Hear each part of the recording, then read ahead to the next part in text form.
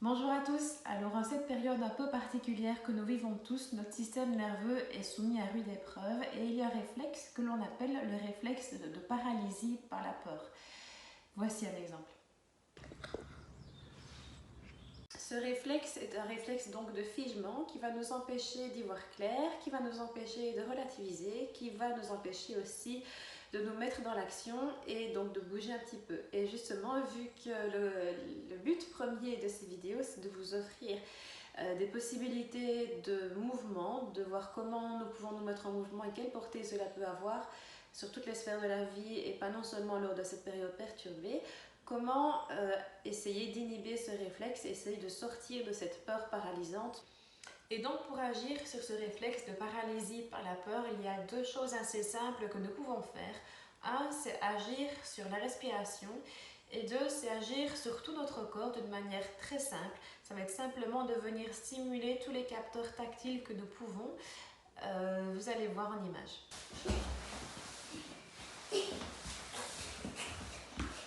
Au niveau de la respiration, je vous invite à vous mettre en tailleur, un genou ou couché sur le dos. Ici, je vais rester comme ceci pour que vous m'entendiez bien. Et fermez les yeux, quelle que soit votre position. Essayez de tenir la position avec le moins d'effort possible. Et justement, pour observer que vous n'êtes pas dans quelque chose de figé et de tendu, quelle que soit la position que vous avez adoptée, commencez par de légers mouvements. Donc, commencez par sentir que votre corps peut bouger, peut-être pas. Sentez en tout cas que vous n'êtes pas dans quelque chose que vous tenez de manière rigide. Donc sentez que vous vous laissez aller, que les ondulations peuvent se faire si vous vouliez en faire. Et pour vraiment agir sur cette respiration et l'abaisser, donc permettre au diaphragme de mieux bouger de haut en bas, vous allez mettre une main, c'est pas obligatoire, c'est une invitation, mais une main sur le ventre, une main sur la poitrine, et vous connectez tout entier à votre respiration. Donc, je vous invite à fermer les yeux parce que c'est beaucoup plus facile de se centrer sur ce qu'on est en train de faire et de le ressentir avec les yeux fermés. Et vous allez prolonger l'expiration. Ça veut dire expirer plus longtemps que d'habitude. Et à l'inspiration, laissez votre cage thoracique, votre ventre, s'inviter dans vos mains. Et à nouveau, prolongez l'expiration. Et à l'inspiration, vraiment permettre au ventre de se lâcher, de se libérer sans le tenir. Vous le répétez quelques fois. Ça a un effet directement très apaisant.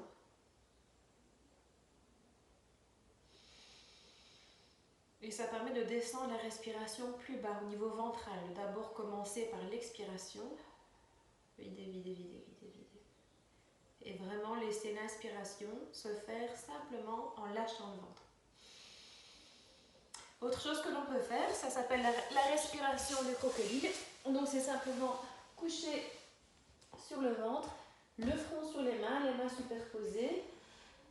Essayez de bien sentir pendant quelques instants que vous êtes détendu dans la position, que vous relâchez votre tête, que vous la laissez peser, que vous relâchez vos épaules, que vous relâchez votre dos, votre bassin, vos jambes.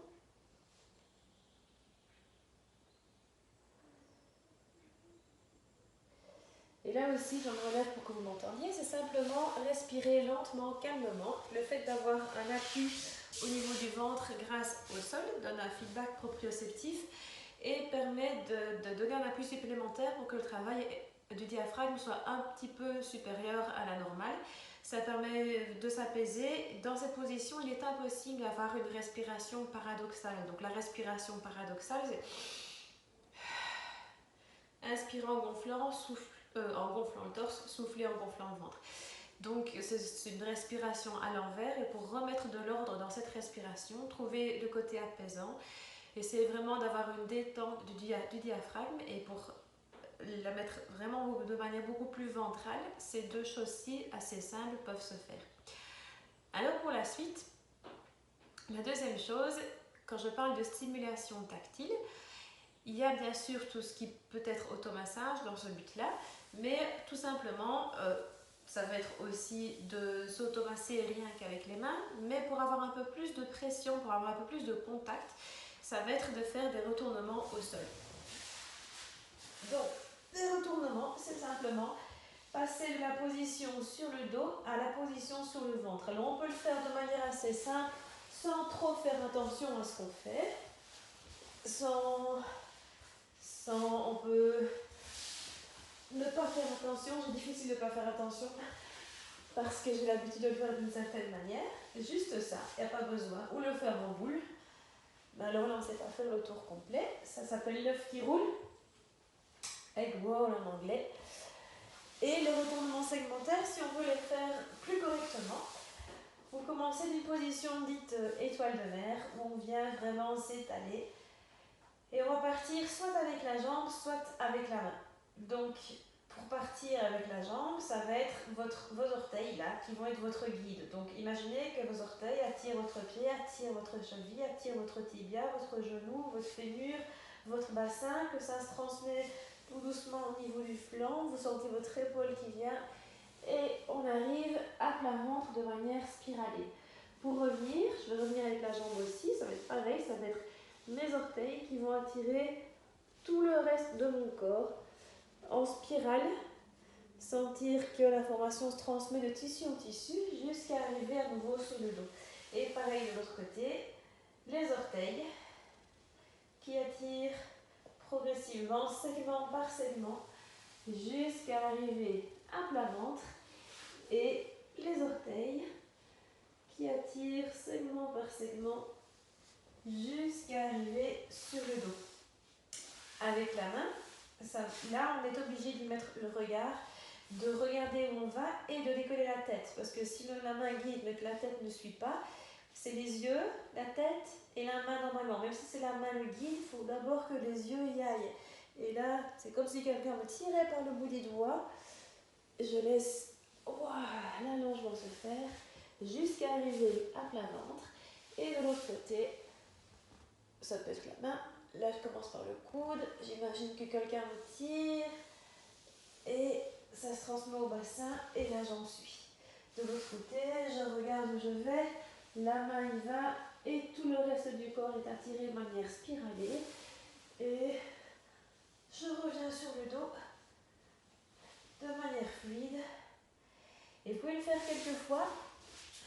Observez que vous n'êtes pas en train de bloquer la respiration, mais travaillez sur la respiration juste avant pour essayer vraiment de vous apaiser au préalable. Si vous avez tendance à bloquer, à ne pas respirer, ou avoir l'impression qu'on ne respire pas parce qu'on respire toujours quand même, mais parfois on a l'impression qu'on bloque la respiration parce qu'on a une respiration tellement superficielle, tellement haute, tellement de stress en fait, c'est une respiration de stress qu'on a l'impression qu'on bloque complètement. Donc là, je vous invite à faire le mouvement sur l'expiration tout simplement.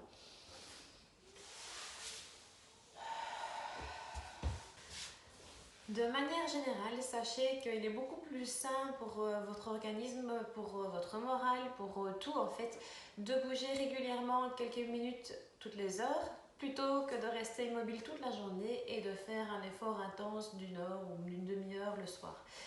Donc des petites mises en mouvement régulières, c'est ce qu'il y a de mieux, c'est ce qui est prouvé en tout cas au niveau des maladies cardiovasculaires. Ça protège plus le corps et ça a beaucoup plus d'effet quand on bouge régulièrement, quelques minutes par heure, que quand on reste immobile toute la journée et qu'on fait juste le sport une heure le soir. Donc c'est pour ça que là je vais vous offrir quelques petites mises en mouvement. C'est simple, assez facile à faire, que vous pouvez éparpiller comme ça tout au long de votre journée, surtout si vous sentez que vous n'avez rien à faire, que vous vous laissez submerger par vos émotions, que vous êtes en train de regarder la télé et les nouvelles du coronavirus, que vous êtes en train de lire plein d'articles qui ne vont pas faire fort avancer les choses. Autant se renseigner de temps en temps, mais ne pas être trop dans cette information continue. Je pense que ce n'est pas spécialement bon. Et donc pour remplir ce temps que nous avons, qui nous est offert, qui nous est donné, quoi de mieux que de se reconnecter à soi, et peut-être ça peut vous aider de voir les choses différemment et être lancé sur un nouveau départ dans votre vie. Donc les deux choses que nous venons de voir, donc la respiration et les retournements au sol, permettent déjà d'avoir une bonne activation, une légère mise en mouvement qui est accessible à tous, à partir du moment où bien sûr on peut se coucher au sol et se relever. Et c'est assez simple et efficace à faire et on se sent déjà tout différent après.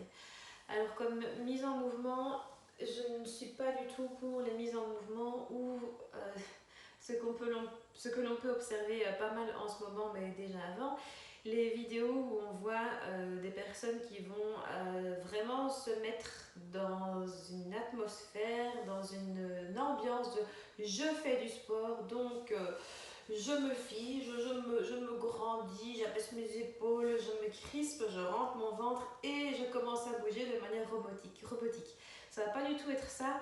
C'est pas spécialement la bonne manière de bouger, sachant que la vie n'est pas comme ça, ne bougeons pas comme des robots et c'est pas du tout recommandé. Donc, essayons de rendre ce mouvement le plus naturel possible et qui vous donne le plus de bienfaits possible. Alors, je vous invite à nouveau à vous mettre soit en pose ici à genoux, assis sur les talons, en tailleur si vous ne la supportez pas, en tailleur avec un coussin en dessous des fesses si l'assise tailleur classique ne vous est pas accessible, et fermez les yeux pour mieux vous connecter à vos sensations. Vous n'êtes pas avec les genoux trop collés, laissez-les se placer comme c'est bon pour vous. Et en fermant les yeux, je vous invite à vous connecter donc à cette liberté de mouvement que vous pouvez avoir dans cette position. Donc, juste commencez par des tout petits mouvements. Sentez que vous maintenez la position avec le minimum d'effort possible, que vos épaules sont décrispées, elles sont relâchées. Si vous sentez, observez déjà votre respiration. Si vous sentez qu'elle est trop haute, abaissez-la en allongeant l'expiration, comme on a fait juste avant.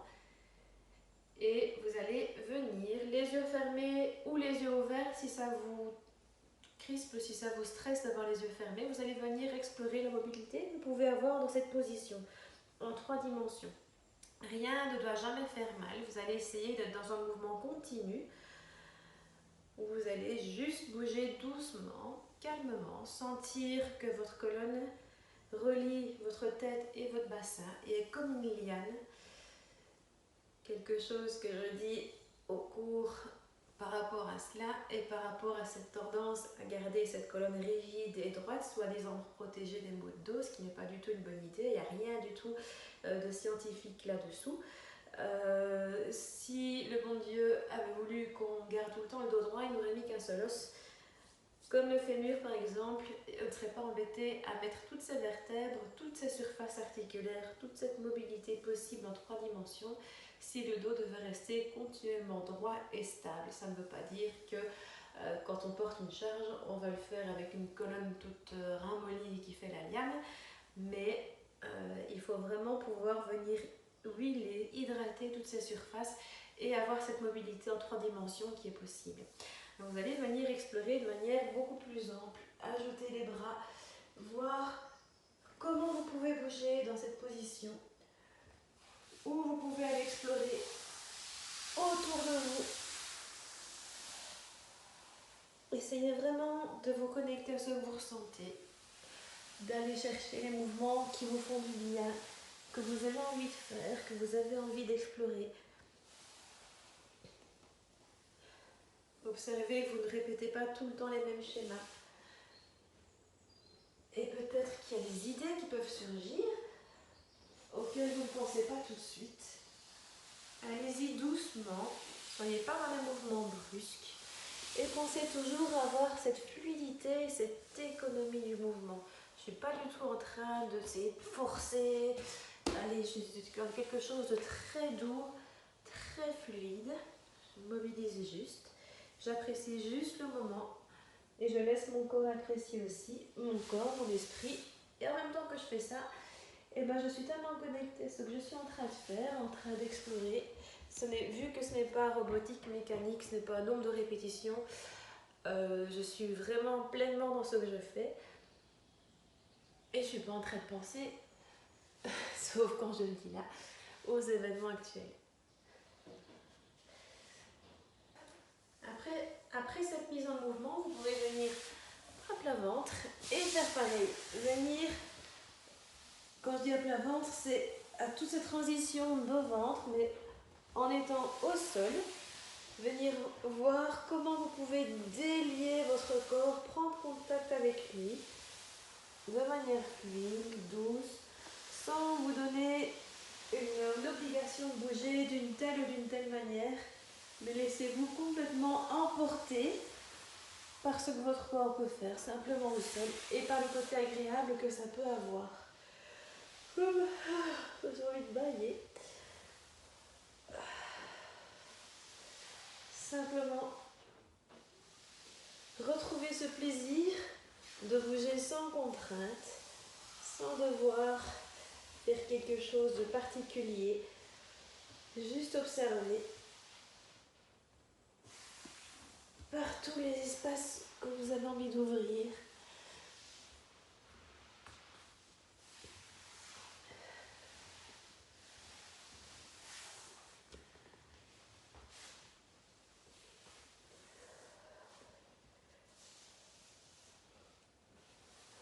Toujours dans cette fluidité, dans ce moindre effort, de voir comment votre corps tout entier est interconnecté. Et puis, je vous invite à vous redresser dans ce qui s'appelle la position en S. Ici, c'est un S à l'envers. Et venir juste verticaliser les genoux et les laisser tomber d'un côté et de l'autre. Et vous allez emmener votre mouvement de plus en plus loin en spirale. Ça veut dire que mes deux mains se rejoignent derrière moi, et que je vais tourner la tête, les épaules plus loin que le bassin, la tête plus loin que les épaules, et les yeux encore plus loin. Les yeux vont chaque fois le plus loin. Ensuite, je vais vraiment essayer que ce soit les yeux, la tête, les épaules, le bassin, et c'est les yeux qui guident le mouvement. Les yeux, hop, hop, hop, hop, hop, hop, jusque où je peux. Les yeux qui guident tout le reste. Là.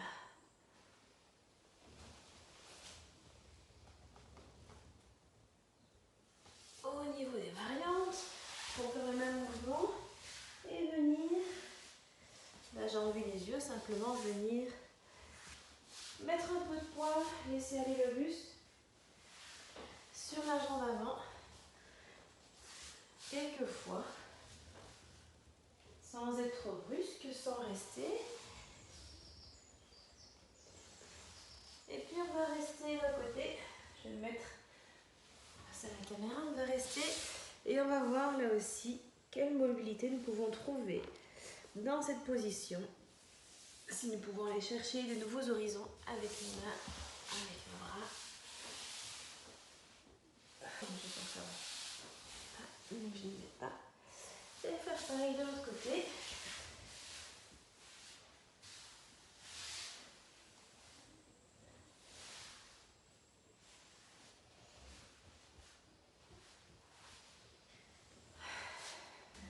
Et puis vous allez vous mettre simplement le 2-3 quarts à genoux, assis sur les talons, et juste venir balancer avant-arrière, simplement, avec une distance entre les doigts, donc pas les mains resserrées. Vous ouvrez les doigts, sans les crisper non plus. La seule consigne, c'est qu'on reste stable au niveau du dos. Là, je ne suis pas en train de faire le dos ligne, je laisse simplement le dos s'adapter, le gainage se faire de manière réflexe, spontanée. Je n'y pense pas spécialement. Je pense juste à faire le mouvement et ce qui doit se faire se fera. On va ajouter une stimulation vestibulaire supplémentaire. Il y en a déjà une vu qu'on fait avant-arrière. Vous allez incliner la tête vers le bas et vers l'avant. Une fois vers le bas et la fois d'après vers l'avant. Observez en même temps si vous n'avez pas tendance à avoir une chute de tonus dans les bras quand vous regardez vers le bas. C'est possible. Ça peut être lié à un réflexe archaïque non intégré de faire ça. Parfois on ne le sent pas. Je viens de voir que si quelqu'un à côté de vous peut l'observer. Mais d'avoir cette tendance à avoir le tonus qui chute dans les bras quand la tête est inclinée vers l'avant. On va rester ici, à nouveau reprendre nos mouvements en 3 dimensions de manière fluide, aléatoire. Là je reprends la colonne liane et sentir vraiment que le mouvement s'initie à un endroit, se diffuse à un autre et renvoyer à un troisième endroit et ainsi de suite.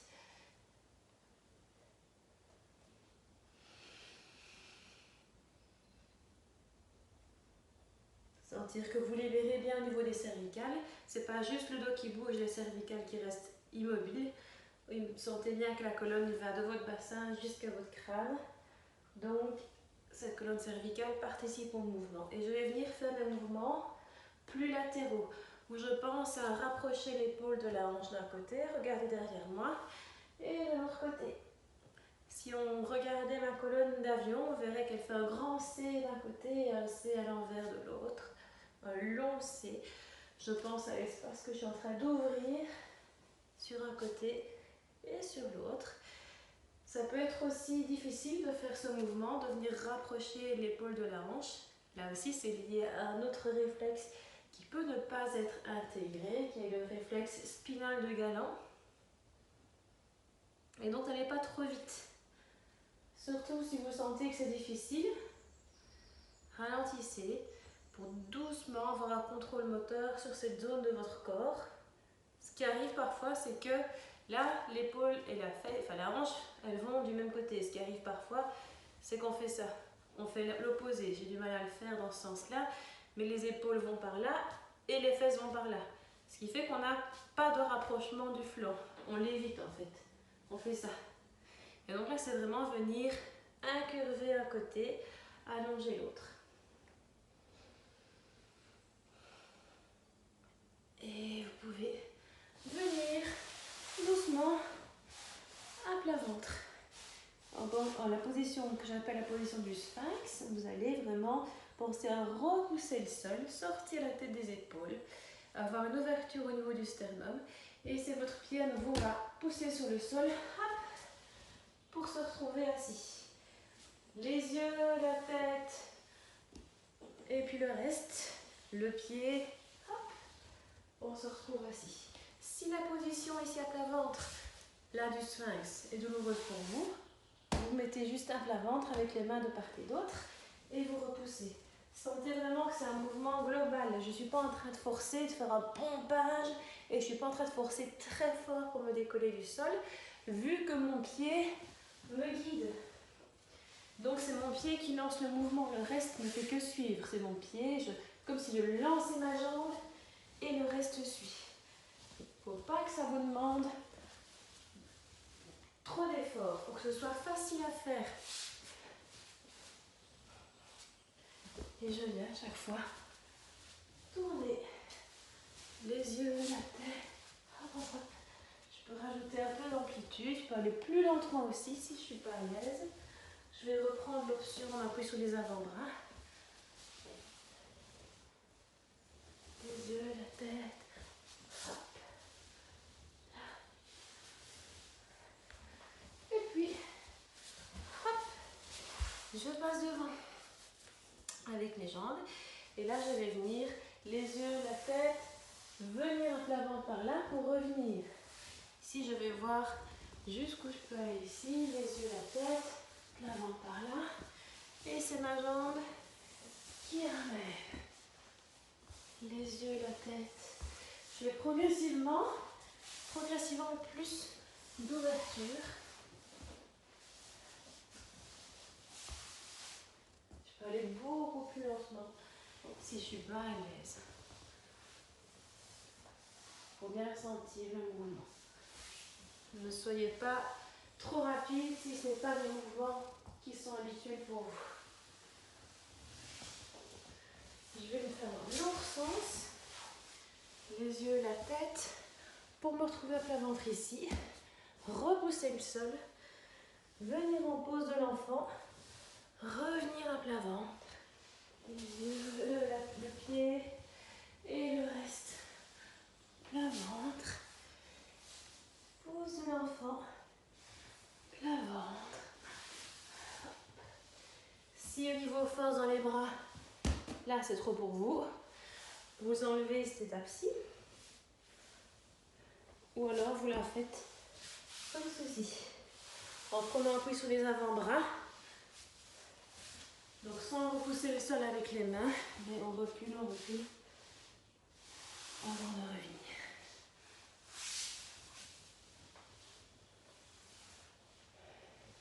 Par rapport à un des premiers mouvements que nous avons fait, celui-ci, où nous avons déjà apporté porté quelques variantes. Nous allons porter une troisième variante qui va être de se redresser avec ou sans appui. Si vous avez besoin de vos mains pour repousser le sol, utilisez-les. Si vous sentez que vous n'en avez pas besoin, ne les utilisez pas. Mais que vous les utilisiez ou pas, nous allons y ajouter une petite touche. Nous allons, si je prends l'option d'utiliser mes mains, je repousse. Et puis je vais ouvrir. Hop, hop, hop. Je repousse. Et j'ouvre. Ou sans les mains. Revenir. Ajouter. Ouverture, fermeture. D'un côté et de l'autre. Je peux varier l'orientation. Venir chercher une diagonale dans un sens ou dans l'autre. Je peux mettre un peu de mouvement d'un côté et de l'autre, pas nécessairement juste ouvrir. Là, je varie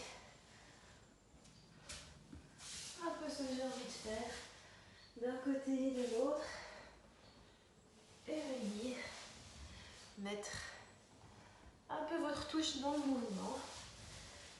Sentez ce que vous avez envie d'y mettre. Là, je suis en train d'ajouter autre chose. Je prends appui et j'allonge ma jambe arrière. Soyez inventif, ne vous laissez pas enfermer dans un mouvement cadré. Donnez-vous la liberté et la possibilité d'aller vers vos envies et vers vos besoins. C'est déjà pas mal si nous ajoutons toutes ces routines les unes à la suite des autres. Et il y a moyen de les reproduire plusieurs fois. Donc comme petite séance de mise en mouvement, de mobilité, c'est pas extrêmement physique, mais comme mise en mouvement, comme échauffement ou comme pause dans la journée, pas besoin de faire tous les mouvements, on peut en faire un ou l'autre lors de ces pauses.